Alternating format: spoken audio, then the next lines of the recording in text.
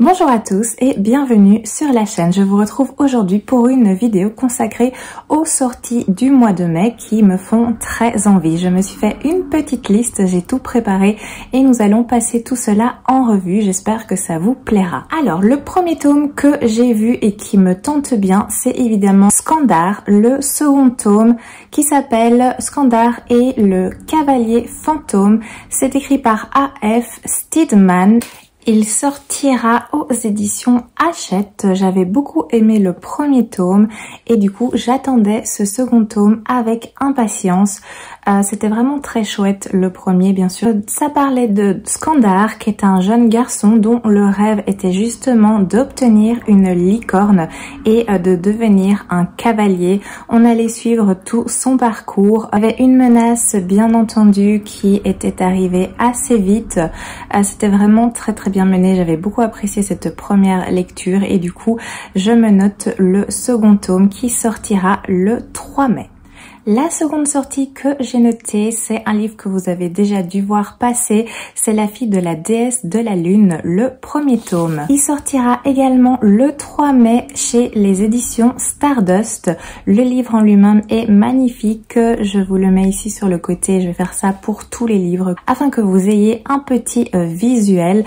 C'est un livre qui me tente énormément. C'est écrit par Su Lin Tan. Alors, au niveau de l'histoire, on va suivre une jeune fille dont la mère, la déesse de la lune, était tenue captive par le plus redoutable immortel du royaume. Cette jeune femme a grandi sur la lune, elle connaît la solitude mieux que quiconque, mais ce qu'elle ignore, c'est que depuis sa naissance, on garde son existence secrète aux yeux du redoutable empereur céleste. Depuis qu'il a exilé sa mère pour avoir volé son élixir d'immortalité, mais un jour, la magie de cette jeune fille va refaire surface et pour ne pas être repérée, elle est contrainte à fuir sa maison en laissant sa mère derrière elle. Elle se fait la promesse de revenir la sauver dès qu'elle pourra et c'est seule et impuissante qu'elle se dirige vers le royaume céleste. Incognito, elle va saisir l'occasion de se former aux côtés du fils de l'empereur, notamment au tir à l'arc et à la magie.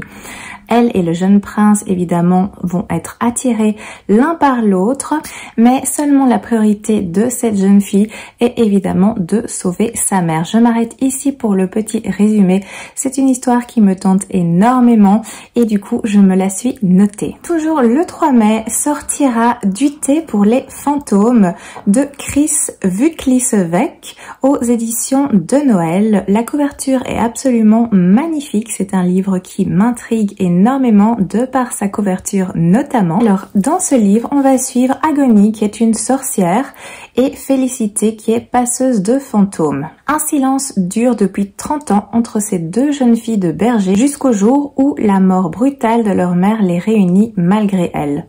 Pour recueillir ces derniers mots, elles doivent retrouver son spectre, retracer ensemble le passé de cette femme qui a aimé l'une et rejeté l'autre. Mais le fantôme de leur mère reste introuvable et les témoins de sa vie, morts ou vivants, en dessinent un portrait étrange, voire contradictoire. Que voulait-elle révéler avant de mourir ? Qui était vraiment cette femme fragmentée? Leur quête de la vérité emmènera les sœurs des ruelles de Nice au désert d'Almeria, de la vallée des merveilles au village abandonné de Provence et dans les profondeurs des silences familiaux. Voilà, c'est un résumé qui m'intéresse beaucoup, une histoire de deux sœurs, ça a l'air très intéressant, donc il y a également celui-ci. Le 4 mai, aux éditions Lumen, sortira La fiancée du dieu de la mer, écrit par Axio.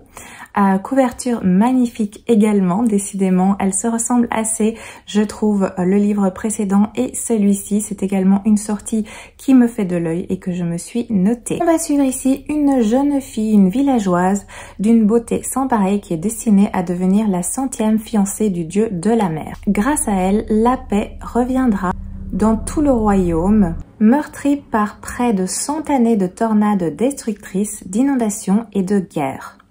Mais cette jeune fille est amoureuse d'un jeune homme et le soir du sacrifice, c'est Mina, la sœur du jeune homme, qui va prendre sa place au fond de l'océan. Nous sommes donc ici dans une histoire apparemment qui sera axée sur la mer, sur le monde sous-marin, peuplé de légendes avec une malédiction centenaire. Ça me tente énormément. Toujours le 4 mai sortira Cœur de sorcière. C'est un livre des éditions Sabran, qui est une branche des éditions de Saxus, si j'ai bien compris. Écrit par Geneviève Gornichek. Alors, la couverture est splendide. C'est un livre qui sera en relié, qui sera disponible en relié, me semble-t-il. Je l'ai vu depuis un petit moment. Je me le suis d'ailleurs noté dans un petit coin de ma tête. Alors, au niveau de cette histoire, on va suivre le destin d'une sorcière, donc d'une femme, d'une mère face aux dieux. On va suivre cette femme qui est une sorcière condamnée à l'anéantissement pour avoir refusé de partager tous ses secrets avec Odin, le roi des dieux nordiques. Transpercée et brûlée vive à 3 reprises, elle parviendra à échapper à la mort, perdant sa mémoire et son cœur au passage. Et ceci ne sera que le début de l'histoire. Je m'arrête ici pour le résumé parce que parfois on est un peu spoilé quand on a des résumés assez longs. Donc ici clairement on est dans des légendes, des histoires nordiques, qui est une thématique qui est pas énormément exploitée. En tout cas moi j'ai pas énormément de livres à ce sujet. Tout ce qui est mythologie de toute façon ça m'intéresse, peu importe laquelle, et ce livre-là, il m'a l'air vraiment très bien. Le 9 mai sortira Le Monde Miroir chez l'Alchimiste Édition. C'est écrit par Lily Fox. Le livre est magnifique et l'histoire, le résumé m'a vraiment convaincue. Je vous dis de quoi ça parle. Il est indiqué que nos vies ne tiennent parfois qu'à un fil. La sienne ne tient qu'à un miroir. L'antique château de Monsieur Freux est à vendre. Lorsque Jonathan Bowen s'y rend pour établir l'état des lieux, il est loin de se douter qu'il n'est pas prêt d'en repartir.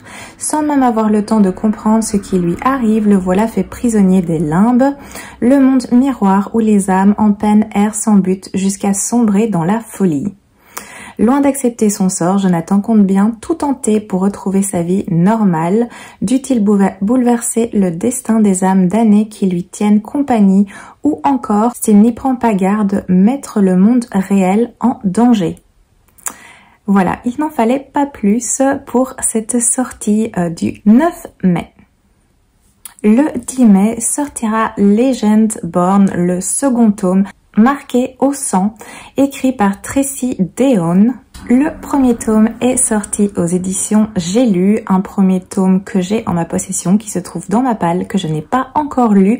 Donc il serait peut-être temps que je m'active un petit peu étant donné que le second tome va sortir. En plus j'ai entendu des excellents avis sur ce premier tome, donc il me fait d'autant plus envie. Dans cette histoire, après le décès de sa mère dans un accident de la route, on va suivre Brie, 16 ans, qui ne désire qu'une chose, quitter la maison familiale et tous ses souvenirs d'enfance. Elle voudrait intégrer le programme anticipé de la prestigieuse université de Caroline du Nord. Mais un jour, elle va être témoin d'une agression magique. Du coup, tout ce que Brie croyait savoir sur le monde s'écroule. Non seulement la magie existe, mais une société secrète millénaire lutte sans relâche pour préserver l'humanité des hordes maléfiques qui menacent de l'éradiquer. Une société qui pourrait bien avoir joué un rôle dans la mort de sa mère. Pour connaître la vérité, Brie n'a d'autre choix que de l'infiltrer à ses risques et périls. Ça a l'air passionnant. Le 10 mai, toujours, sortira Hôtel Magnifique, écrit par Emily J. Taylor, et nous sommes aux éditions Bayard. La couverture est absolument splendide, je trouve. Il y a un travail incroyable qui est fait, ça donne super bien. Dans cette histoire, on va suivre Janie et Zora, qui sont engagées à l'Hôtel Magnifique. Elles s'attendent à pénétrer dans un endroit où la magie foisonne à chaque étage, mais les deux sœurs ne tardent pas à déchanter. Car le Magnifique est truffé de pièges et le maître des lieux n'est pas aussi bienveillant qu'il en a l'air. Janie doit donc découvrir tous les secrets de l'hôtel et pour cela, elle ne peut compter que sur Val, un mystérieux membre du personnel. Il me parle bien, ça a l'air très intriguant et j'ai hâte d'en savoir un petit peu plus. Le 11 mai sortira Belladonna, un premier tome des éditions de Saxus. C'est écrit par Adaline Grace. Toujours couverture magnifique. Je pense que tous les livres que je vous présente ont des couvertures magnifiques, ce qui ne gâche rien évidemment. Dans cette histoire, on va suivre Tigna, une jeune fille devenue orpheline lorsqu'elle n'était qu'un bébé. Actuellement, elle a 19 ans et a été élevée par une série de tuteurs plus intéressés par sa richesse que par son bien-être. et ils ont tous connu des fins prématurées. Aujourd'hui, les seuls parents restants sont les Hawthorne, une famille excentrique vivant dans un domaine à la fois étincelant et lugubre. Le père de la famille fait le deuil de sa défunte épouse en organisant des fêtes débridées, tandis que son fils se bat pour sauver leur réputation déclinante et que sa fille souffre d'une maladie mystérieuse. Lorsque l'esprit agité de leur mère apparaît, prétendant avoir été empoisonné, Stigna réalise que la famille dont elle dépend pourrait être en grand danger. Je m'arrête ici pour la petite description de ce livre. Apparemment, on serait dans une romance gothique mortelle avec beaucoup d'actes empoisonnés, de secrets spectaculaires, beaucoup de mystères également. Ça a l'air très très chouette et en tout cas, c'est un livre qui me parle également. Le 17 mai sortira le 8e tome des enquêtes d'Anna Swenson qui s'appelle Meurtre et tarte au citron vert, écrit par Joanne Fluke aux éditions Le Cherche Midi. Ça, c'est une série de cozy mystery que j'adore. J'ai actuellement lu jusqu'au 5e tome, me semble-t-il. Il y a le 6e dans ma palle qui va pas tarder à être sorti. Étant donné que le 8e va arriver au mois de mai, je vais continuer à me mettre à jour dans cette série, mais j'aime énormément cette petite saga. Toujours le 17 mai, nous avons la sortie des Immortels, le second tome, Les guerrières sans pitié aux éditions de Saxus, écrit par Namina Forna. J'ai lu le premier tome très récemment, premier tome que j'avais adoré. Ce fut une excellente lecture, pas un coup de cœur, mais presque. J'avais passé vraiment un excellent moment avec cette histoire. J'avais hâte de découvrir la suite. La suite est maintenant disponible, en tout cas sera disponible très prochainement dans le courant du mois de mai. Dans le premier tome, on avait découvert que Deka avait un statut particulier avec son sang. Nous sommes dans une société où les jeunes filles doivent être pures et subissent un rituel quand elles ont 16 ans pour déterminer si elles sont bien pures ou si elles sont des démons. Donc lors de ce rituel, si le sang des jeunes filles est rouge, elles seront considérées comme pures et intégrées dans la société. Par contre, si le sang est doré, elles seront considérées comme démons et auront un sort extrêmement funeste. Quand le tour de Deka vient, évidemment, son sang s'avère être doré. Elle va être emprisonnée et va recevoir la visite d'une mystérieuse femme qui va lui proposer de rejoindre en fait l'armée de l'empereur, se battre pour l'empereur auprès de guerrières particulières tout comme elle. Deka va accepter cette proposition et va en apprendre un petit peu plus sur son passé, sur qui elle est exactement et sur tous les enjeux autour de cela. C'était vraiment très très bien et j'ai hâte de me plonger dans la suite. Toujours le 17 mai, je me suis noté Les Arcanes de Brume, livre 1 qui s'appelle La Cartomancienne. C'est écrit par Fanny Caldin et c'est aux éditions Rajo. Encore une couverture magnifique. Alors, c'est ici le premier tome d'une saga magique. Nous sommes à Marseille dans les années 1850 et Pita est une jeune mendiante livrée à elle-même. Elle ne peut compter sur rien d'autre que son intelligence jusqu'au jour où une vieille dame mourante lui lègue un mystérieux oracle. Rapidement, Pita se découvre un merveilleux pouvoir, lire les cartes en passant dans un autre monde où elle distingue des formes qui dansent et évoluent au milieu de brume. Mais la vieille dame l'a avertie, les cartes attireront les convoitises et des personnes malveillantes tenteront de s'en emparer. Ça a l'air très prometteur, vous trouvez pas? En tout cas, moi, ça m'intéresse beaucoup. Cette ambiance, cartomancie, nous sommes dans les années 1850, donc tout me parle, ça me tente beaucoup. J'ai noté pour le 23 mai, La machine à écouter le monde, qui est un premier tome écrit par Lionel Crusillier. Aussi aux éditions L'Alchimiste.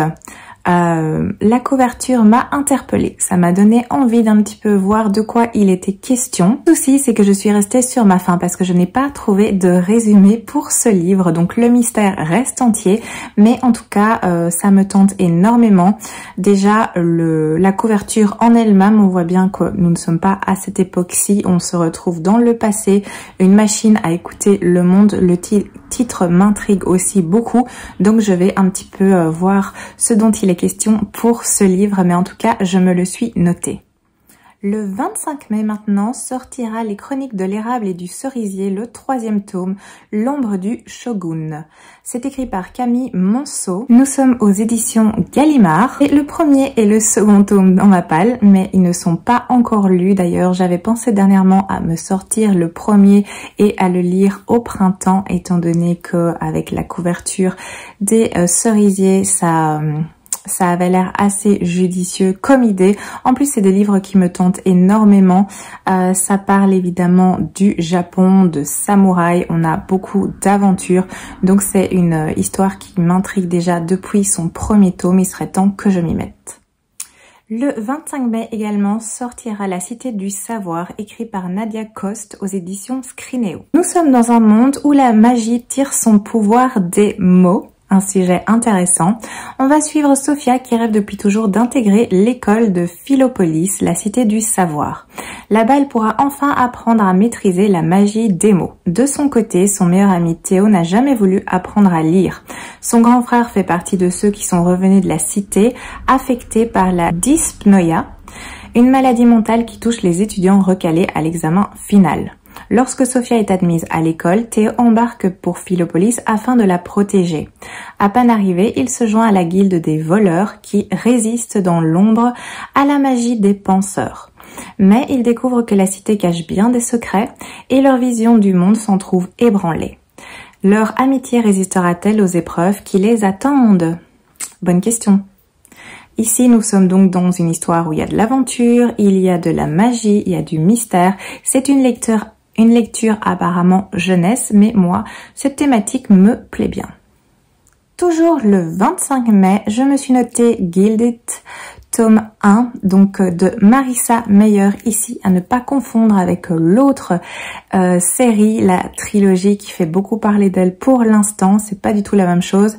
C'est donc écrit par Marissa Meyer et ça sortira aux éditions de Saxus. Il me fait énormément envie, de toute façon Marissa Meyer, c'est les Chroniques lunaires que j'ai adoré et du coup celui-là me parle aussi, surtout qu'on est, d'après ce que j'ai compris, à nouveau dans une ambiance de revisite de contes.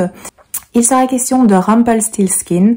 Donc ici, on va suivre une jeune fille, la jeune fille d'un pauvre meunier qui a développé un talent pour raconter des histoires fantastiques. Fantastiques, mais évidemment complètement fausses. C'est du moins ce que tout le monde croit. Lorsque l'un des contes farfelus de Serilda, cette jeune fille, attire l'attention du sinistre roi des aulnes et de ses chasseurs morts-vivants, elle se retrouve emportée dans un monde sinistre rempli de ghouls et de fantômes, où des corbeaux sans yeux traquent chacun de ses mouvements. Le roi ordonne à Serilda d'accomplir la tâche impossible de filer de la paille en or avant le lever du soleil, où elle sera tuée pour avoir raconté des mensonges. C'est une histoire qui nous rappelle quelque chose. Désespérée, Serilda appelle involontairement un mystérieux jeune homme à son aide. Il compte bien l'aider, mais tout a un prix. Et l'amour n'était pas censé faire partie du marché. Il m'intrigue énormément, donc notez-le, 25 mai. Et enfin, dernière sortie pour le mois de mai que je me suis notée, c'est L'été meurtrier d'Oxford, le 7e tome qui s'appelle Péché pâtissier. C'est un livre qui est écrit par H.Y. Anna. Habituellement, ça sort aux éditions City. Au départ, ce sont des livres qui étaient auto-édités et puis ce sont des livres maintenant qui sont édités aux éditions City, donc je suppose que ça sortira chez City. Cette sortie est prévue pour le 30 mai. C'est de nouveau une série de cosy mystery que j'aime énormément. Je suis quasiment à jour vu que j'ai le 6e tome à lire actuellement et ça ne va pas tarder parce que j'ai envie de replonger dans cet univers, dans cette ambiance cosy, de suivre le personnage principal de Gemma, de suivre ce qui se passe dans sa petite pâtisserie, salon de thé, il se passe toujours quelque chose bien évidemment et c'est une ambiance qui me plaît énormément, donc je me suis noté cette sortie bien entendu. Et voilà, on a fait le tour des sorties du mois de mai qui m'interpellent. J'espère que ça vous a plu. Dites-moi si vous en avez noté certaines qui vous intéressent aussi. S'il y a certaines sorties que vous avez prévu d'acheter et de lire, n'hésitez pas à me raconter tout cela. Je vous souhaite une excellente journée. Je vous dis à très bientôt et je vous fais des bisous.